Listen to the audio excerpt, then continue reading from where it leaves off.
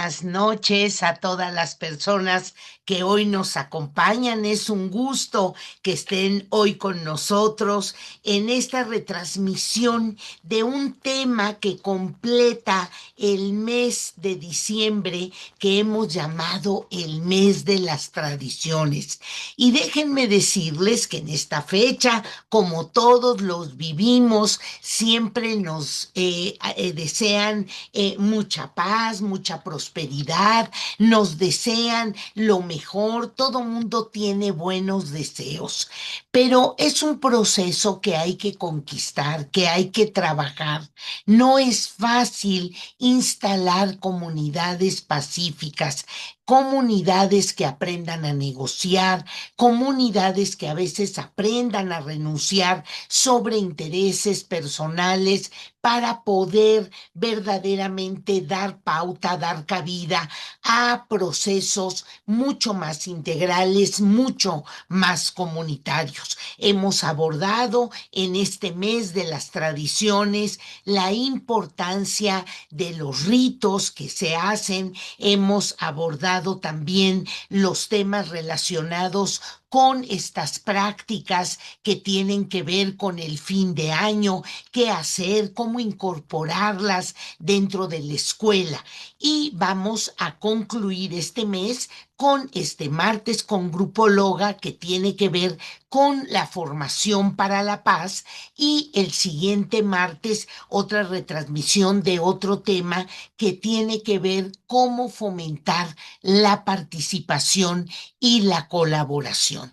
Que este mes de buenos deseos, este mes de festividades, este mes de reflexión, este mes de unidad, verdaderamente no se quede solo en estas inercias, en estas tradiciones, sino que hagamos una profunda reflexión de cómo lograr esa paz y cómo lograr esa participación, que son dos componentes importantes que estamos necesitando en el mundo. Y para ello, el doctor Gorjón, que es el encargado de las actividades de la paz en las universidades del país, nos ha dictado una excelente conferencia, y creo que hablar de comunidad, hablar de acuerdos, hablar de resoluciones pacíficas, hablar de instalación de un clima de trabajo pacífico, empieza por la casa, empieza por nuestras colonias, empieza cuando nosotros conducimos un coche, empieza en nuestros centros de trabajo. Vamos a ver que Él nos comparte, y verdaderamente deseamos que estas fechas no solo se queden en buena intención, sino que observemos nuestros vínculos, nuestras relaciones, y desde ahí, desde la familia, la escuela, la calle, en nuestras colonias, nuestras comunidades, desde ahí instalemos esta tan deseada paz. Pues damos la bienvenida a el trabajo que el doctor nos dejó hecho. Que lo aprovechen, que lo disfruten, y que sobre todo tomen muy buenas notas para irlas aplicando ya en sus espacios.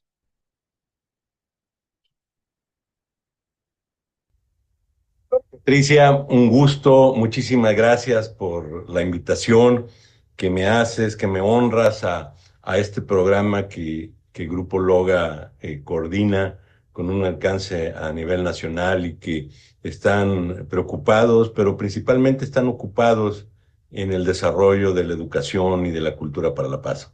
Hoy ha sido un día muy importante. Hoy, hace rato estaba ya cerca de tu tierra, andaba en Tepatitlán, en el Cualtos. Me voy bajando del avión y voy llegando para poder llegar aquí contigo.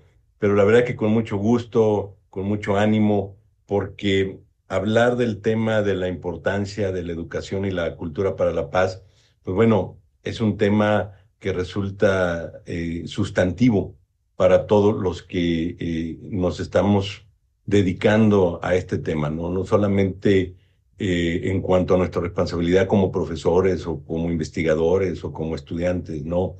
Yo creo que como personas, como mexicanos y mexicanas, debemos de procurar generar un cambio que requerimos, puesto que vivimos una sociedad compleja y que hoy por hoy, lo podemos decir, pues de una manera apesumbrada, una sociedad violenta, ¿sí? Y me atrevo yo a comentarlo, voy a presentar algunas estadísticas aquí bueno, ustedes las conozcan y que seamos conscientes de la importancia de la solidaridad que requerimos ejercer todas las mexicanas y mexicanos para poder generar un cambio en esto. Y no lo vamos a hacer si no sabemos de qué se trata, si no tenemos las herramientas, si no tenemos las habilidades o las competencias, ¿sí?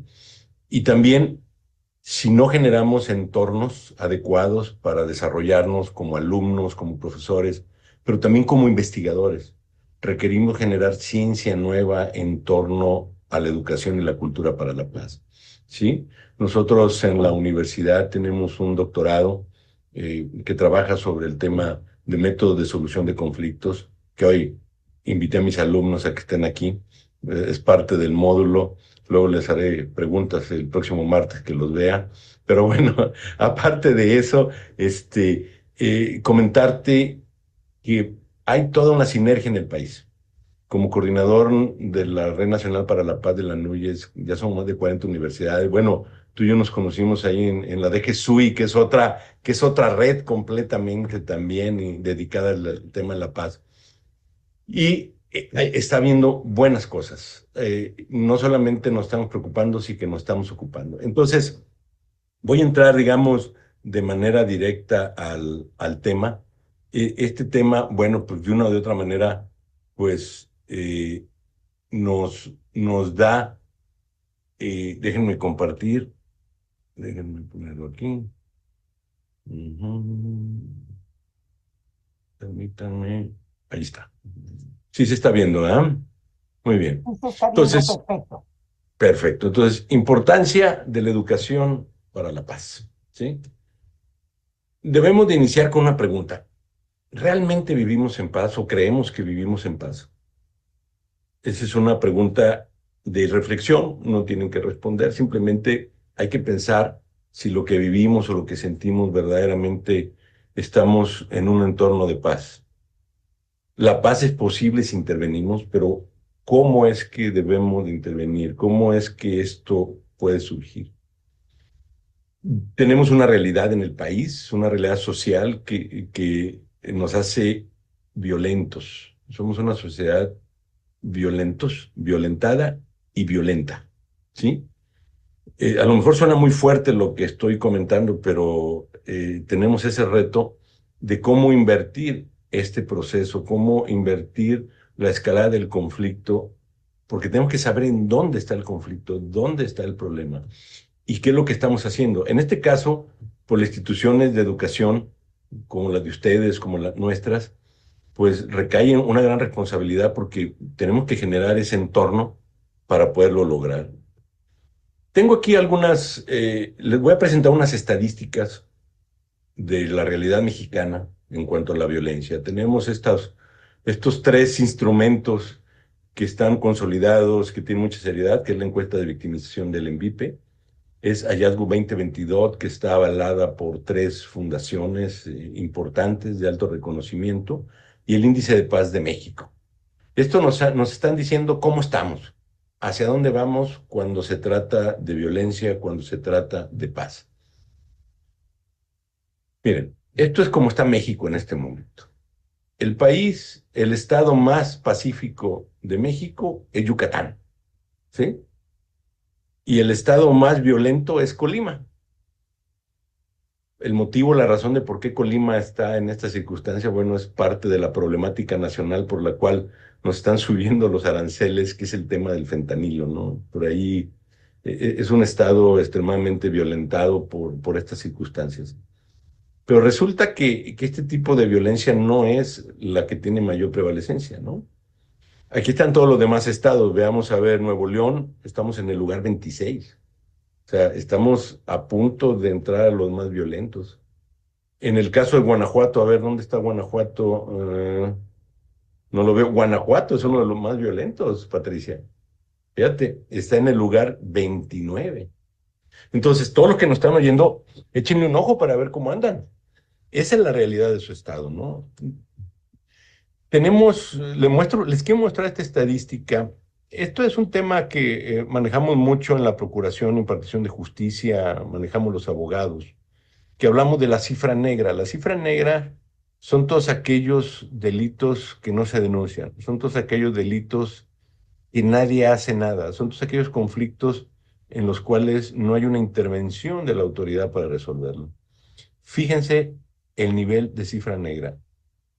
El promedio nacional de 92.9. ¿Qué quiere decir si vamos a cerrar números? Por poner un ejemplo, es de cada 10 asuntos, uno es el que se atiende. Si yo le hago caso a esta estadística, sería el 7.1 de los casos, no, más bien el 0.71 es el que se atiende. O sea, verdaderamente es algo extremadamente complejo si pensamos el número de conflictos que hay en nuestro país. Estos son los delitos más comunes que hay en México. Me voy a referir en este caso solo a la materia penal. No estoy hablando de la materia civil y familiar, que todavía es mucho mayor. ¿Sí? En materia penal, el delito más recurrente es la violencia familiar. Está dentro de los 5 delitos más comunes. Amenazas, daños, propiedad ajena, fraudes, narcomenudeo, robo y violencia familiar. Quiere decir que la violencia no solo está en las calles, no solo está atrás de las rejas que ponemos en nuestras ventanas, atrás de las 10 chapas que tenemos en la puerta. No, la violencia está adentro de nuestras casas. Pero vamos a ver qué, qué tan impactante es esto. Fíjense, en México hay un promedio de 38.6 millones de hogares aproximado, ¿sí? 10.6 millones de hogares, por lo menos, hay una víctima. Y cuando digo de que por lo menos, si hay una, es que hay dos o hay tres. Entonces, imaginemos lo que esto está sucediendo, ¿sí? Los últimos años, pues, se ha mantenido en un promedio. Vemos del 19 al 23, ¿sí? Se ha sostenido, pero no baja. Y vean la cantidad de hogares afectados. Estamos hablando de una tercera parte de los hogares de este país. Es demasiado. Entonces, esto nos lleva a cómo nos percibimos, cómo se percibe la inseguridad en este país. Estas son encuestas del INVIPE elaboradas por el INEGI, creo que es una de las instituciones con mayor credibilidad y con mayor seriedad en cuanto a estadísticas para toma de decisiones. Fíjense la percepción. La percepción es que el 73.6 de los mexicanos y las mexicanas se sienten inseguros. 73%. Si somos 140 millones, ¿de cuántos millones estamos hablando? De más de 100 millones. Miren, por ejemplo, Guanajuato 87.5, Jalisco 7.4, Nuevo León 7.2. Fíjense cuáles son los estados en los cuales se percibe la mayor inseguridad. Y aquí lo tenemos, vean, Guanajuato, Zacatecas. Podría decirse, si la visión no me falla, que Guanajuato es el estado en donde las personas se sienten más inseguras. Es en donde tienes tu sede, Patricia. Imagínate nada más. Ni siquiera Colima es el 79.7. Y algo que no dije hace un momento, hablábamos de estados pacíficos, en donde Yucatán es el estado más pacífico del país, pero resulta que es el estado en donde más personas se suicidan. En la mañana que estaba en Tepatitlán, me comentaban que una de las principales problemáticas que tiene Tepatitlán y la zona de los Altos es el alto nivel de suicidios. Cuando prevalece todo un alto nivel, se supone que es un alto nivel de calidad de vida. Entonces, ¿qué es lo que está pasando? ¿Dónde está el conflicto? ¿Dónde está el problema? ¿Dónde están las violencias? Esta es una percepción ya por individualidad de lugares y zonas de cómo nos sentimos. Si se fijan, hablamos de mujeres y de hombres. La media no es muy diferente. Hay casi una paridad en este tema. Pero, por ejemplo, en el lugar en donde más se sienten inseguras las mujeres y los hombres es en los cajeros automáticos.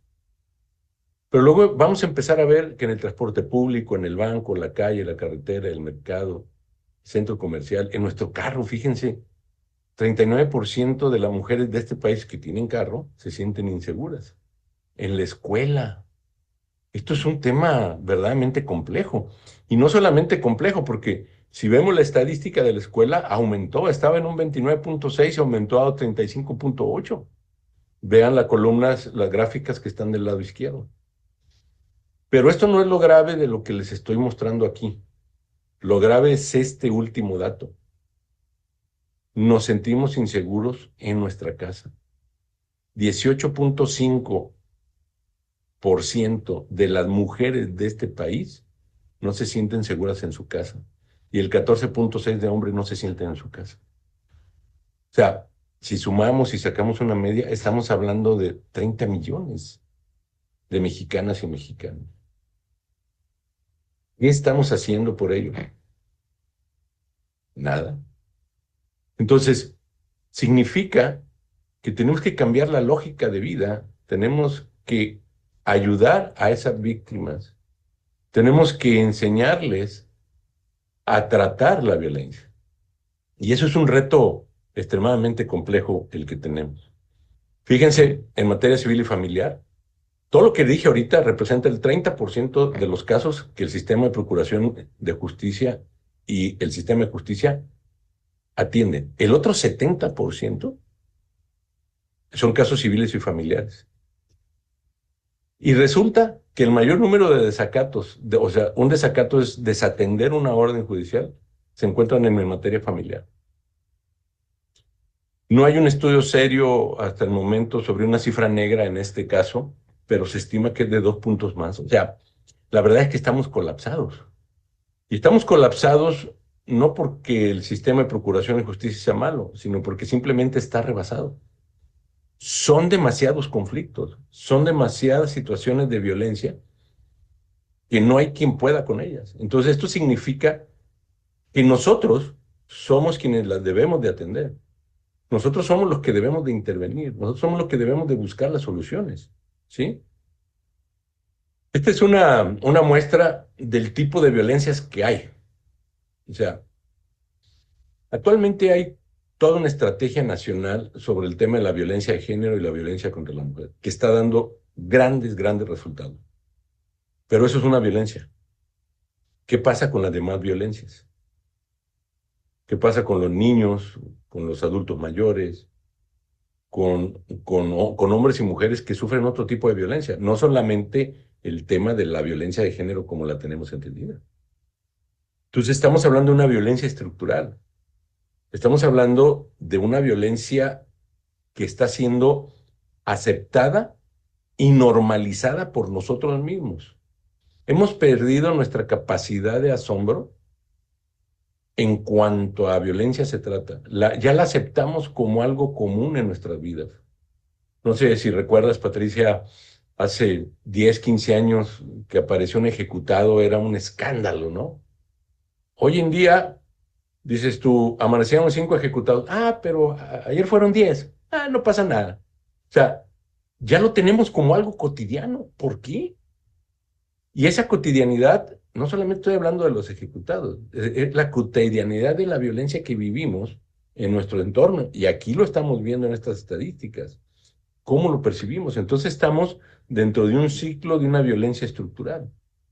Entonces, esta violencia estructural, pues, pues no tiene que ver, más bien, tiene que ver con el tema de la injusticia social. Tiene que ver con que impide la satisfacción de las necesidades básicas. Estamos hablando de nuestro bienestar, nuestra felicidad, nuestra calidad de vida. ¿Y quién puede responsabilizarse de esta gran carga de conflictos, de problemas? Pues la verdad es que el Estado no puede, el Estado está rebasado, ¿sí? Entonces, por más que queremos, por más que el Estado quiera hacer, se encuentra rebasado. Aquí es muy importante destacar algo. Las normas, las leyes, son iguales para todos, ¿sí? Deben de tratar a todos, pero son rígidas, son inflexibles. Pero cuando nosotros interpretamos nuestra calidad de vida, tiene que ver con nuestras percepciones, con nuestro bienestar, con nuestra felicidad, con nuestra manera de cómo disfrutamos, de cómo vivimos bien, ¿sí? Y eso nos hace diferentes. Eso hace que que tengamos un alto nivel de individualidad. Y la individualidad no está, protegida por las leyes. Entonces, pero esto no es malo. La individualidad no es mala, la individualidad es buena, porque la misma ley reconoce soluciones de gestión de conflicto desde nuestra individualidad, basadas en el respeto, basadas en no ir en contra del orden público.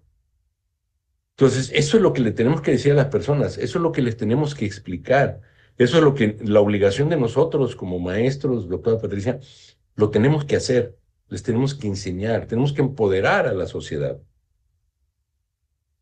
Si a esto le sumamos el surgimiento de nuevas violencias en esta era del conocimiento, así le puse para no ponerlo de otra manera. Fíjense, esto nomás es una lista: el sexting, extorsión, ciberviolencia, ciberacoso, ciberbullying, todo el ciber, ¿sí?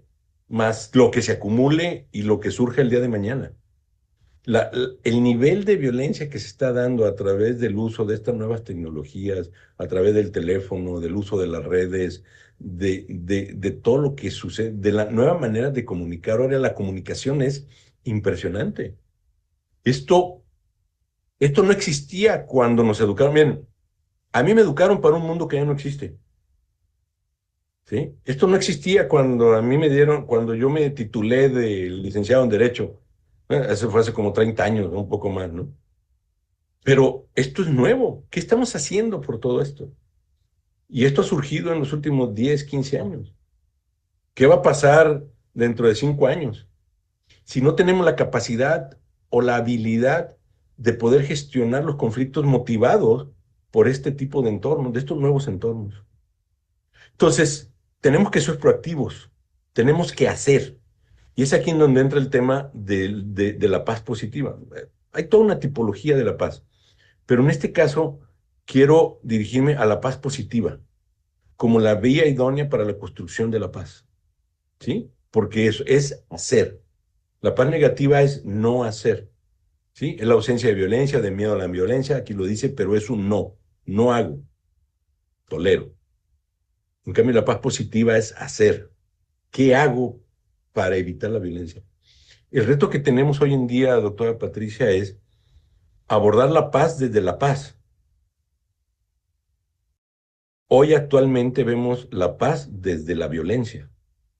¿Qué quiere decir? Que estamos reaccionando, no estamos accionando. Por eso, cuando hacemos una investigación, buscamos cuáles son las causas, pero a fin de cuentas nos lleva a que estamos abordando el conflicto, la paz desde la violencia.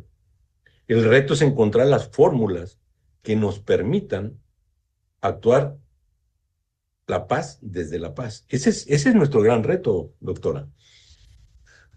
Los pilares de la paz positiva, esto es como parte de la contribución que hace el estudio y habla de distribución equitativa de recursos, flujo de información, buenas relaciones, alto nivel de capital intelectual, aceptación de los derechos, nivel de corrupción, entorno empresarial. Esto tiene que ver con el ambiente de las ciudades, con el ambiente de las comunidades, ¿sí? Pero seguimos en qué es lo que hacemos nosotros, ¿sí? Y ese es el gran reto. Entonces, el gran reto de las instituciones educativas, bueno, tenemos que ver la manera de cómo hacer práctica la paz, cómo transversalizar la paz en los procesos educativos, ¿sí? Vamos a centrarnos solo en la educación. cómo hacer de la educación y la cultura para la paz sea práctica, se dé de manera transversal. ¿Cómo podemos transitar la paz a través de la gestión del conflicto? ¿Cómo tenemos que ser capaces las personas de poder gestionar el conflicto? Hay un sinnúmero de técnicas, pero voy a poner de ejemplo una, por ejemplo, la comunicación efectiva. La comunicación efectiva es una herramienta poderosa para poder evitar, para poder gestionar, para poder evitar la escalada del conflicto. La comunicación efectiva nos permite empoderarnos como personas, como seres humanos cuando enfrentamos un conflicto. El decir no al conflicto, el decir no quiero, el decir no me gusta, el decir detente.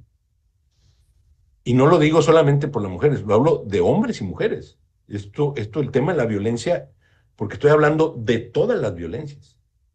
Tenemos que empoderarnos. Entonces, tenemos que transitar a la paz desde el bienestar subjetivo percibido. Y es lo que yo decía hace un momento, es nuestra individualidad, es nuestra interpretación de vida, es lo que nosotros queremos. Tiene que ser la paz un objetivo de todos, una actitud de vida, un modelo de vida, una forma de vida. Y en este momento no lo es simplemente una idea. Entonces, y cuando digo que es solo una idea, eh, hablo de los objetivos del desarrollo sostenible, no los critico, son muy buenos, que pretenden transformar el mundo logrando la igualdad entre hombres y mujeres. Pero acaba de declarar la ONU hace poco, a propósito del 8M, en que van a pasar más de 200 años para que se logre la igualdad entre la mujer. Y no lo digo yo, ahí está dicho por la misma ONU, que tiene una área impresionante de ONU Mujeres y que están trabajando, pero si la transformación del mundo la estamos basando entre la igualdad y los hombres, ¿tenemos la capacidad de esperarnos 200 años? Yo creo que no. Tenemos que hacer algo más, ¿sí? Y es aquí en donde entra el tema de los sistemas de educación, en donde tenemos que educar a las personas, tenemos que formar agentes de paz, tenemos que darles habilidades y competencias para ser los gestores de paz, para que tenemos que hacer agentes de paz, ¿sí? Y hay muchas maneras de hacerlo, gestionando, sabiendo cómo gestionar el conflicto, cómo reconocer que a veces somos parte de la violencia, nuestros usos, nuestras costumbres son parte de la violencia. Tenemos una pandemia, y así lo voy a decir, una pandemia gravísima en este país, que es la violencia en el noviazgo. Hay estudios específicos, consulten en las estadísticas del INEGI, que es la escuela de la tolerancia a la violencia. Es el caldo de cultivo de los feminicidios. ¿Y qué pasa? Bajo una dinámica de lo que podría ser una buena relación, por conductas aceptadas y de tolerancia, y es donde aceptamos la violencia, es donde se dispara. Y aceptamos la violencia, toleramos la violencia, porque es lo que nos enseñaron nuestros padres. Los vínculos emocionales, relacionales del noviazgo empiezan a los 12 años. Y ojalá y nada más fuera del noviazgo tradicional, van allá y saben a lo que me refiero. Son sexualmente activos. Entonces eso los lleva a una dinámica de mayores, y no digo que esté mal, simplemente que no saben o ignoran cuando están ejerciendo o sufriendo la violencia. Y no solamente me refiero a chicos y chicas jóvenes. ¿Cuántos de nosotros conocemos casos de adultos? Yo tengo 56 años, conozco compañeros que sufren violencia y no tienen la capacidad de salir. Mujeres profesionistas, instruidas, que también lo están sufriendo y no tienen la capacidad de salir. Pero porque no saben, porque no estaba dentro de la idea o de la lógica de la funcionalidad de nuestro sistema de producción social, formar estas habilidades y estas competencias en los ciudadanos. Esto nos está desbordando y ya lo vimos en las estadísticas. Entonces, la sociedad entiende y visualiza de una manera muy lejana la paz, como algo macro, como un derecho que nos asiste. la sociedad es pasiva, lo ve nada más como un camino. Citamos todos a Gandhi, ¿no? La paz es el camino, ¿no? Este, es un proceso fundamental y no me estoy burlando, simplemente lo vemos solo desde el punto de vista filosófico, es el horizonte, ¿sí?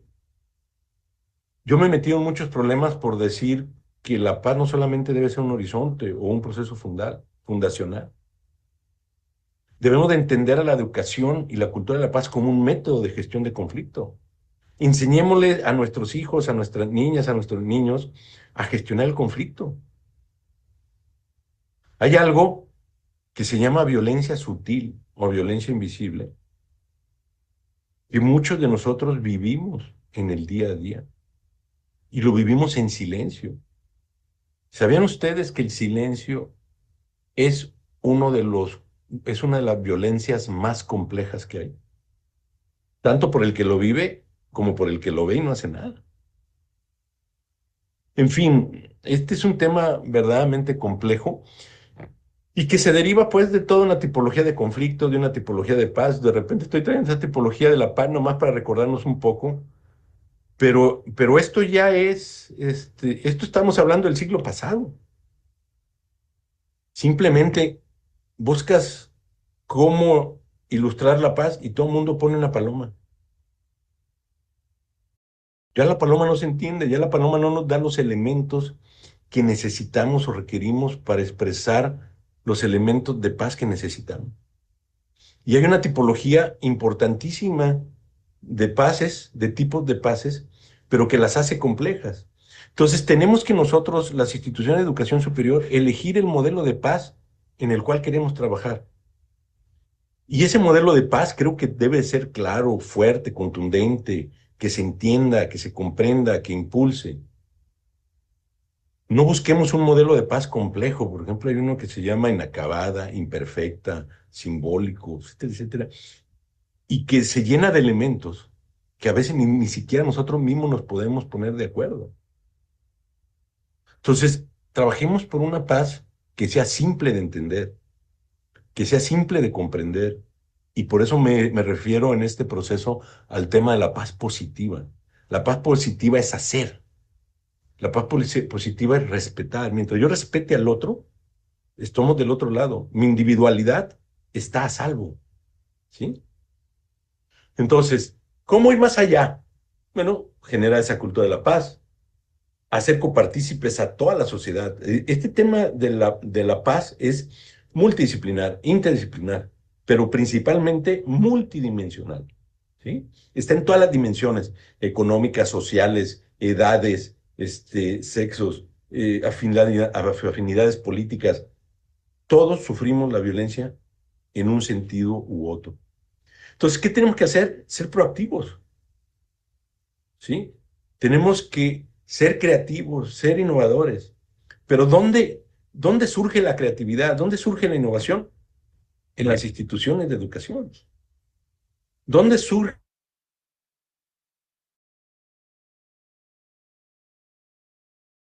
la educación terciaria? Pues tenemos que hacerlo, ¿no? Y es a lo que me estoy refiriendo aquí. Entonces tenemos que crear herramientas, tenemos que introducir prácticas, tenemos que trabajar de manera conjunta, tenemos que generar estrategia de enseñanza para que nuestros alumnos lo logren. ¿Cuáles estrategias? Bueno, es ahí en donde tenemos que trabajar. Yo hablo de una muy básica que es la comunicación efectiva. Pero no solamente está esa, o sea, yo hablo desde la mediación, desde la gestión del conflicto. ¿Sabían ustedes que todas las profesiones que hay en este país surgen para atender una necesidad social? Surgen para resolver problemas.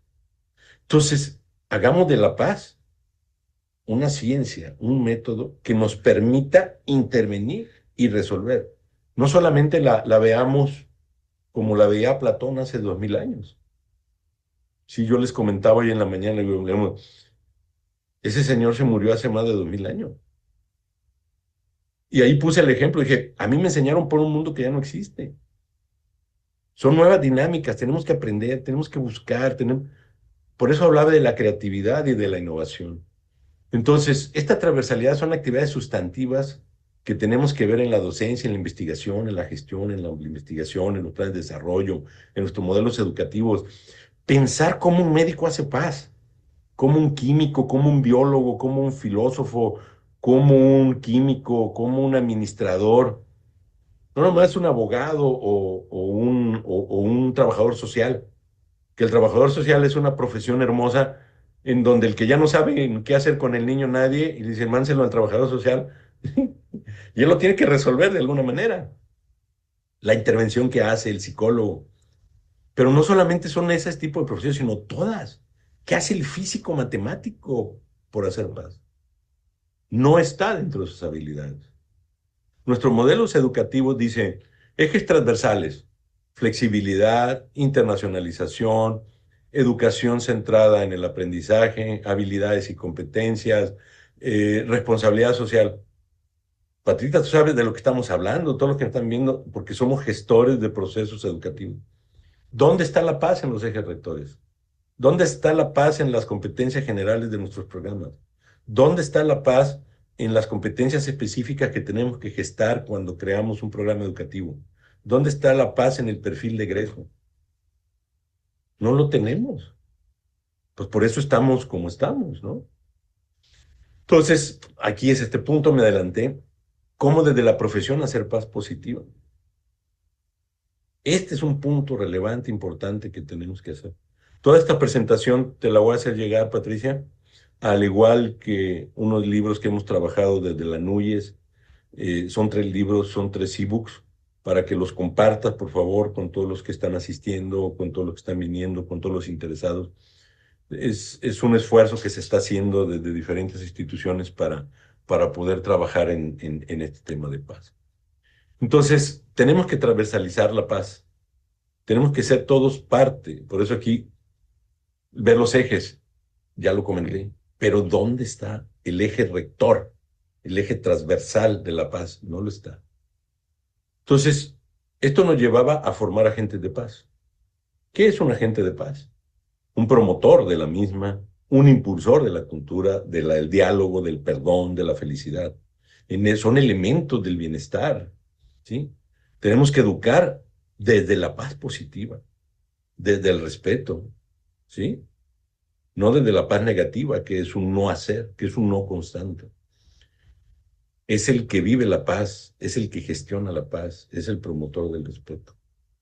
Entonces, esto hace que la paz la entendamos también como un valor intangible, ¿sí? Como algo que hace que podamos ver a la paz como un estilo de vida. Verla no solamente como un valor universal, sino como que todos podamos tenerla, sentirla, producirla, ¿sí? Y entonces aquí es cuando lo vemos, que de dónde o cuáles son los elementos que respaldan esto. Bueno, si logramos que este valor intangible sea real, pues nos hace proactivos, respetuosos, lograr la convivencia, podemos generar diálogos, consensos, podemos promover, podemos reducir el temor. Y aquí lo interesante de todo esto es que esto debe de satisfacer nuestros intereses personales. Por eso hablo del bienestar subjetivo y percibido. Y mientras mis intereses no desborden, no afecten al otro, vivimos en paz. Y es factible, total y completamente factible. Es posible, total y completamente posible. Entonces, estos elementos estructuradores son el bienestar, la felicidad y la calidad de vida. Si no tenemos estos elementos, simple y llanamente no vamos a poder llegar a ningún lado. El bienestar significa buen vivir, que es cuando estamos en un entorno, estamos en una comunidad, en una ciudad. Hace rato preguntaba, ¿cuántas personas se necesitan para hacer una comunidad? 2. Con 2. Entonces, esto es nuestros cánones personales.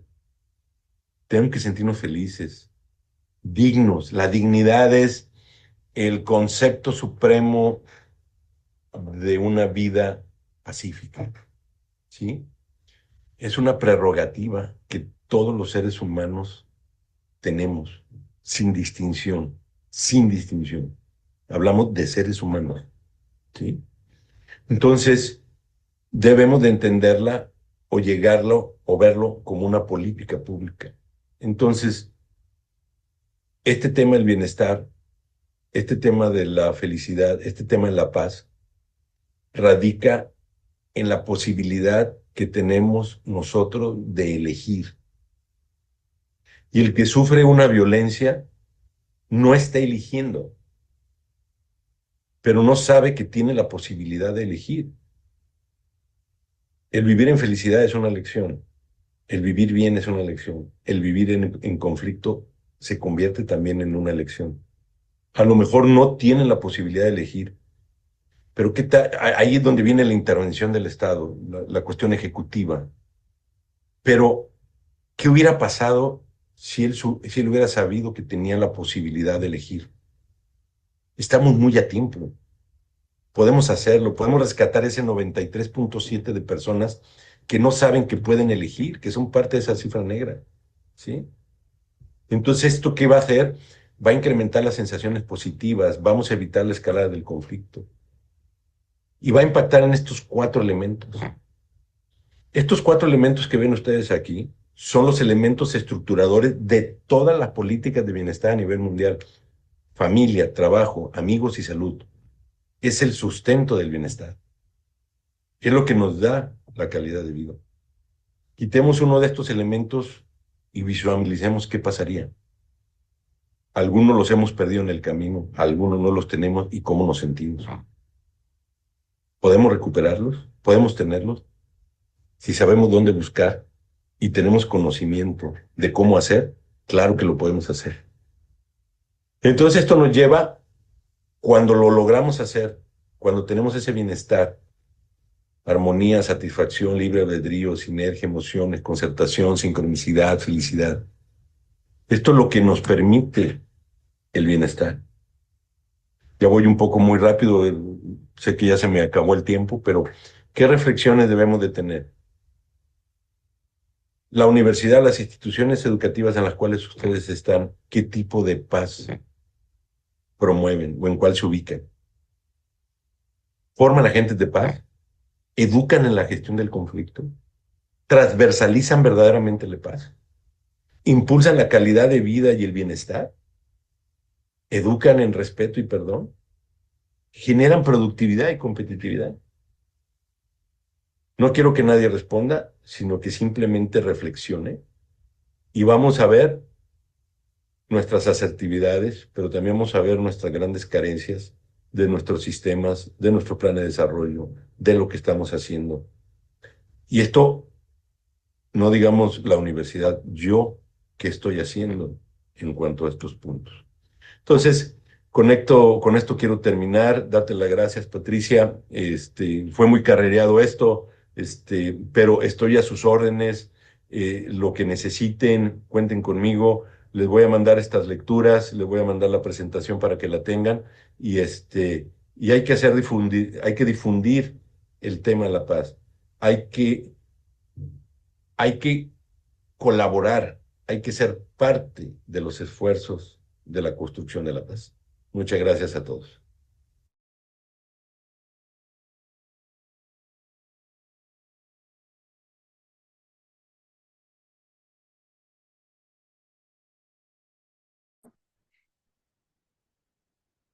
Su micrófono, maestra Patti. Sí, muchas gracias. Pues esto que nos ha compartido el doctor me parece que es de alta importancia. Me parece que es necesario irlo reflexionando en una época como son las festividades de fin de año, como es nuestra vivencia en lo trascendente, como es los cumpleaños, como son los cierres de ciclo en las familias, los aniversarios, son excelentes oportunidades para pensar si estamos instalando verdaderamente esas comunidades de paz, si estamos viviendo esos conceptos. Y es importante recapitular algunas de las ideas, como en este sentido La paz es una elección y es una elección general.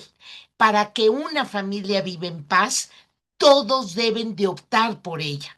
Para que una escuela viva la paz, todos deben de optar por ella.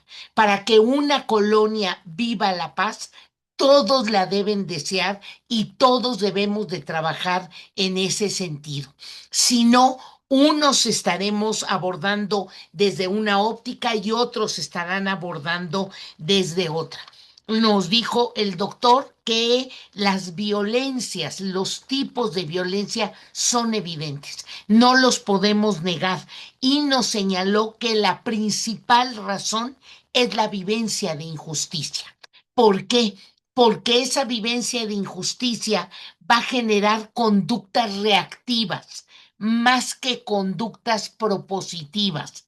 Cuando en una familia, en una escuela, en una comunidad, en una colonia, en una entidad, en un país, se vive la justicia, ese bienestar que él nos señalaba, entonces la consecuencia natural es que ese bienestar se comparte a través de comunidades pacíficas. Y debemos de revisar si en nuestras escuelas no estamos viviendo violencia simbólica, la violencia que un niño o una niña vive cuando no aprende, cuando se siente menos que los demás, cuando no logra participar o integrarse en las actividades de la escuela. Y me parece que la escuela tiene esta gran posibilidad, esta gran oportunidad de igualar, de vivir la justicia.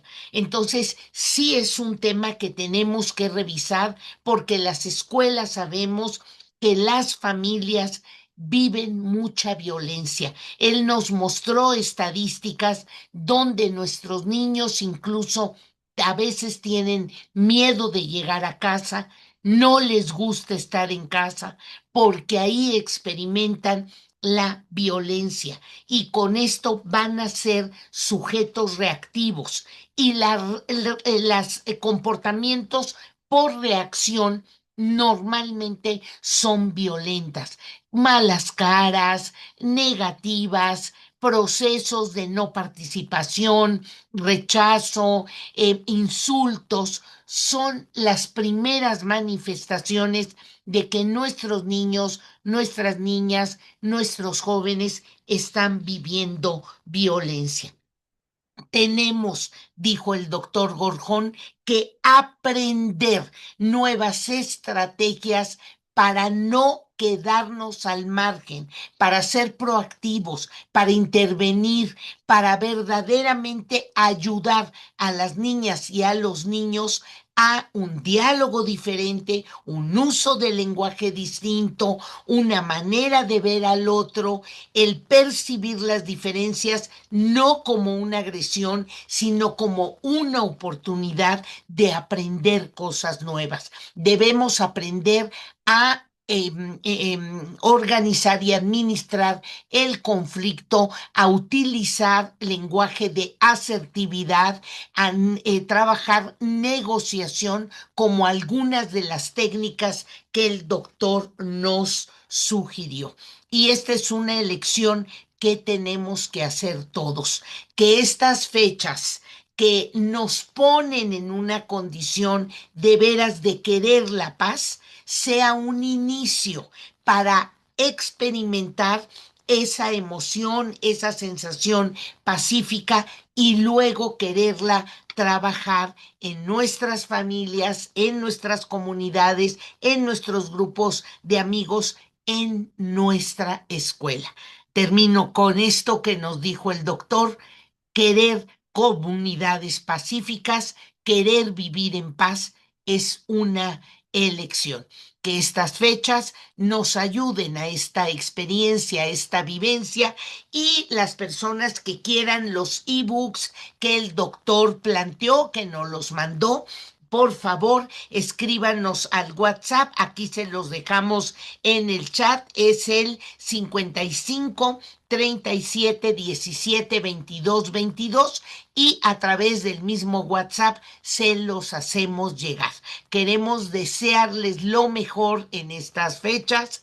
Queremos agradecer de veras siempre su asistencia, su participación, pero sobre todo el trabajo que ustedes realizan en su familia, en sus comunidades, en sus escuelas, que cada vez estamos intentando hacerlas muy pacíficas. Felicidades por las fiestas. Los que estén interesados en saber de sociocracia, esta evolución de la democracia a la sociocracia, tenemos a 4 maestros hablándonos de sus buenas prácticas el próximo martes con Grupo Loga, que cerramos el año. Muchísimas gracias a todos, muchas felicidades y un abrazo fuerte. Gracias a todos, hasta la próxima. Gracias.